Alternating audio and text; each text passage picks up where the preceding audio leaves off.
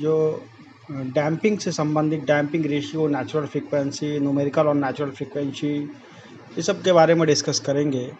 और ये काफ़ी एग्ज़ाम्स में भी पूछे जाते हैं इससे related questions. One by one हम देखते हैं।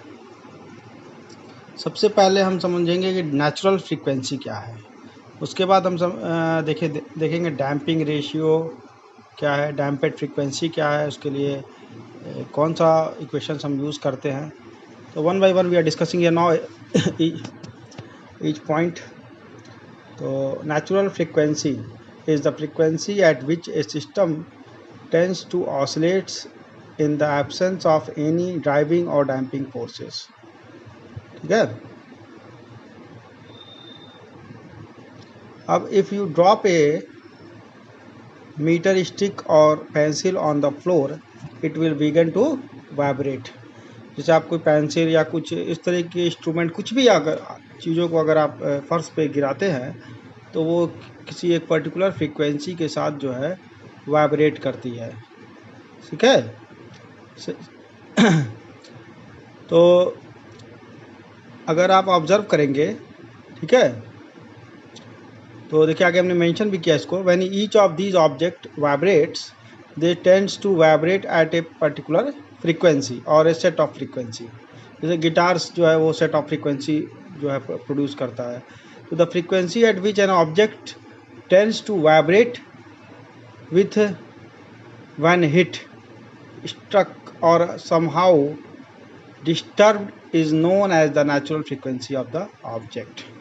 तो ये चीज़ तो बहुत ही बेसिक अभी हमने आपको बताया कि जिस फ्रीक्वेंसी से वो क्या है वाइब्रेट कर रहा है, या जब भी हम उस पर हिट करते हैं या किसी भी प्रकार के लिए मतलब डिस्टर्बेंस क्रिएट करते हैं, तो जिस फ्रीक्वेंसी के साथ वो साउंड क्रिएट कर रहा होता है, that's called natural frequency of that object. तो note if the amplitude of the, इसको हम आगे भी अभी बेहतर एग्जांपल से आपको एक्सप्लेन कर रहे हैं।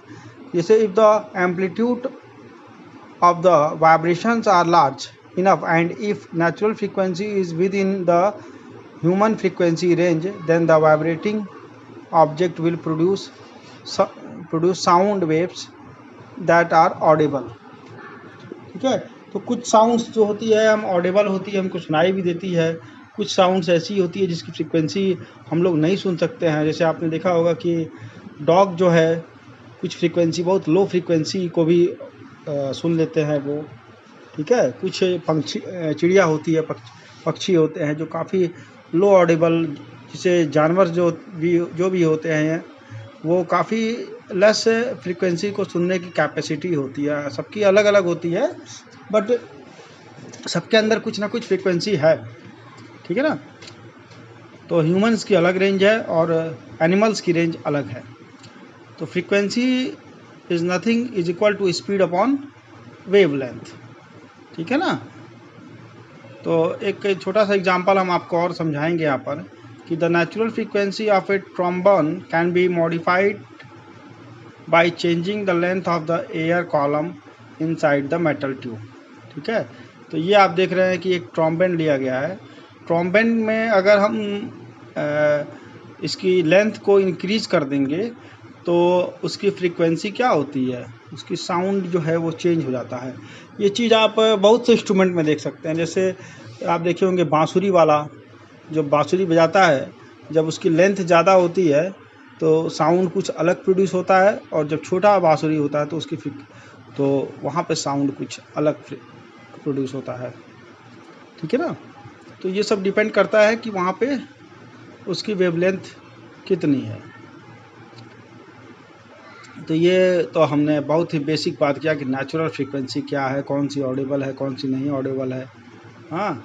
अब देखिए डैम्पिंग रेशियो क्या है। Damping ratio is the dimensionless quantity होती है, डायमेंशन लेस पैरामीटर है which describe how an oscillating और vibrating body comes to rest. ठीक है ना। तो डैम्पिंग रेशियो जो है वो अक्सर एग्ज़ाम्स में पूछे जाते हैं कि डैम्पिंग रेशियो क्या है। उसके बाद आता है डैम्पेड फ्रीक्वेंसी।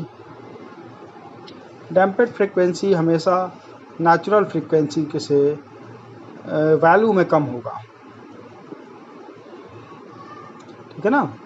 और इसमें जो है जो एम्पलीट्यूड होता है वो टाइम के रिस्पेक्ट में धीरे धीरे क्या है, कम होता जाता है, और एक समय ऐसा आएगा कि उसकी ऑसिलेशन जो है वो ज़ीरो हो जाएगा। उसका एम्पलीट्यूड जो फॉर्म हो रहा था वो एक समय बाद धीरे धीरे धीरे धीरे रिड्यूस होता जाता है और ज़ीरो हो जाता है। जैसे अर्थक्वेक भी आया अगर, तो अर्थक्वेक जब आता है तो किसी पर्टिकुलर टाइम पे फ्रीक्वेंसी हाई होती है, यानी कि उसका एम्पलीट्यूड भी वहाँ पर हाई होगा, और धीरे धीरे आप देखेंगे वो निल हो जाएगा विद इन फ्यू सेकेंड।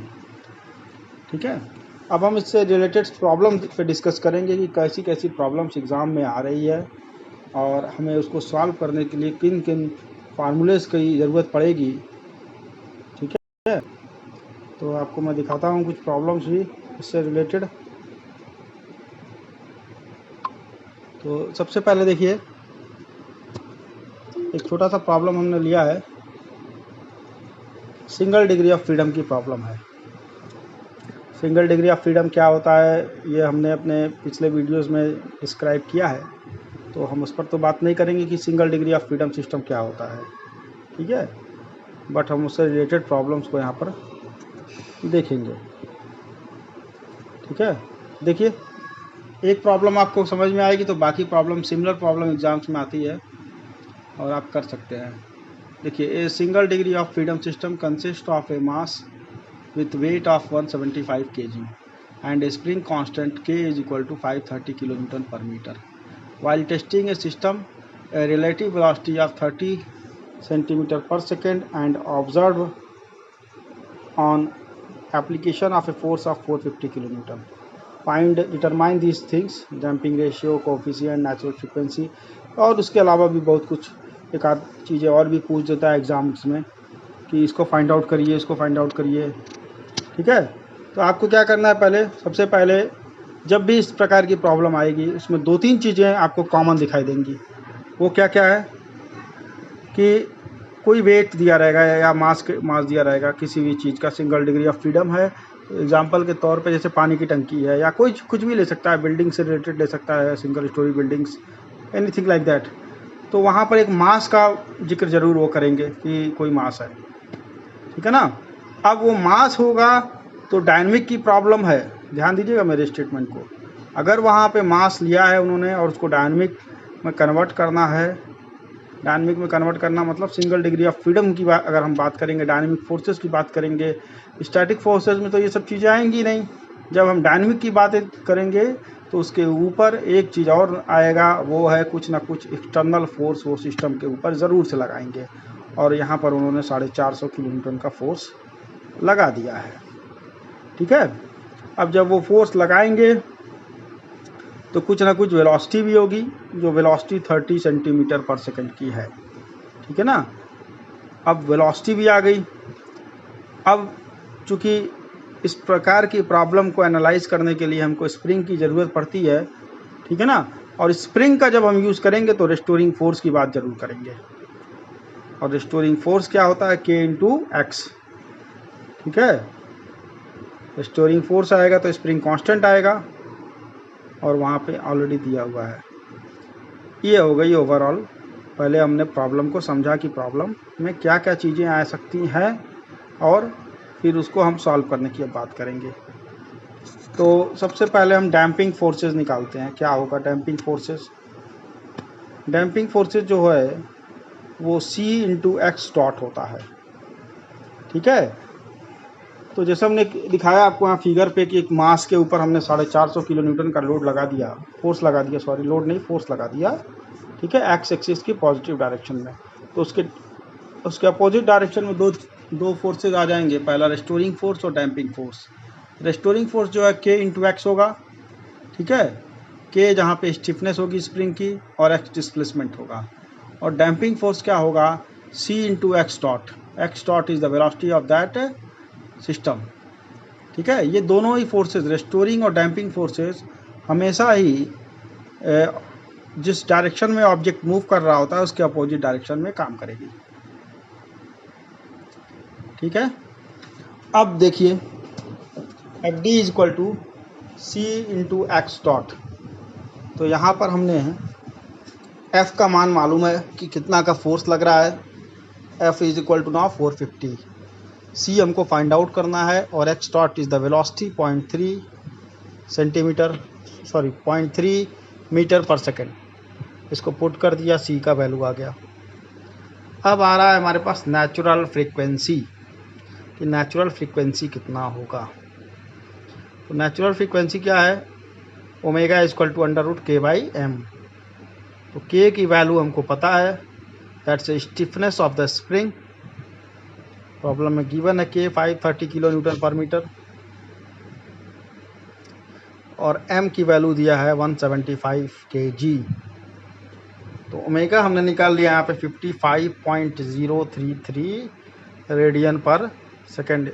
इसलिए हमेशा आप याद भी रखिएगा natural frequency omega is equal to √k/m, क्योंकि एग्जाम में अक्सर आपसे पूछेगा ये कि नेचुरल फ्रीक्वेंसी कितनी होगी। हमने डिस्क्राइब भी किया है आपको अभी थोड़ी देर पहले कि नेचुरल फ्रीक्वेंसी होती क्या है। ठीक है, तो इसको अच्छे से समझ लीजिएगा। कभी कभी इससे रिलेटेड कुछ थ्योरी भी आ जाती है। डैम्पिंग रेशियो, ठीक है, डैम्पिंग रेशियो देखिए is equal to now C/cc। ठीक है, C/cc। तो ये कैसे हमने निकाला, देखिए यहाँ पर दैट्स C हमारा आया है 1500 न्यूटन सेकेंड पर मीटर और cc जो है वो cc की value 19261.36। cc is equal to now 2√k × m। यहाँ से हमने cc का वैल्यू निकाल लिया है, इसमें पुट कर दिया है और इसकी वैल्यू 1 से कम आई है, 0.078 लेस देन 1। ठीक है, और कभी कभी डैम्पेड फ्रीक्वेंसी भी पूछता है। डैम्पेड फ्रीक्वेंसी WD कैसे निकालें, WN √1 - ρ²। ठीक है, तो ये डैम्पेड फ्रीक्वेंसी भी आ गई। अभी हम डिस्कस कर रहे थे कि डैम्पेड फ्रीक्वेंसी और नेचुरल फ्रीक्वेंसी के बीच जो है जो वैल्यू है, डैम्पेड फ्रीक्वेंसी हमेशा कम होगा नेचुरल फ्रीक्वेंसी से। ठीक है, क्यों? क्योंकि डैम्पेड फ्रीक्वेंसी आपको हम बता रहे थे कि कुछ समय के बाद धीरे धीरे धीरे धीरे ज़ीरो हो जाती है। तो ये आप बड़ा ध्यान रखिएगा इन चीज़ों का कि आपके आंसर कैसे आ रहे हैं, डैम्पेड फ्रीक्वेंसी कितनी आ रही है। ऐसा तो नहीं कि नेचुरल फ्रीक्वेंसी जो है आपका कम आ जाए, डैम्पेड फ्रीक्वेंसी ज़्यादा आ जाए।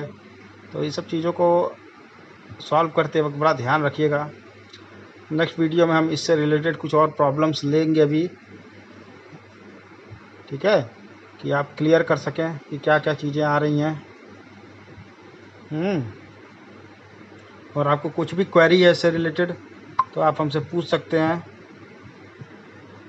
कि वो कौन कौन से पॉइंट्स हैं या जो भी इश्यूज़ हैं कि इससे रिलेटेड जो आ रहे होंगे क्वेश्चंस, वो आप हमसे पूछिए और इसको 1 बाय 1 करके आप प्रिपेयर करते जाइए। ठीक है, और एक चीज़ और हम इसमें आपको डिस्कस करेंगे, वो ये है कि देखिए यहाँ पर ये जो हमने आपको अभी थ्योरी डिस्कस किया कि नेचुरल फ्रीक्वेंसी और डैम्पेड फ्रीक्वेंसी, यहाँ पर हमने एक चीज़ आपसे कहा था, देखिए अभी, कि damped frequency is lower than natural frequency. ठीक है, तो ये पॉइंट्स हमेशा आप याद रखिएगा, क्योंकि प्रॉब्लम में हमेशा डैम्पेड फ्रीक्वेंसी और नेचुरल फ्रीक्वेंसी दोनों ही चीज़ें पूछ देता है। और डैम्पिंग रेशियो तो C/cc है, आपको एकदम मतलब बेसिक चीज़ है, इसको भी ध्यान रखिएगा। ये सब पॉइंट्स बहुत इंपॉर्टेंट हैं। Okay, thank you. Next video में हम जो है इसको आगे बढ़ाएंगे।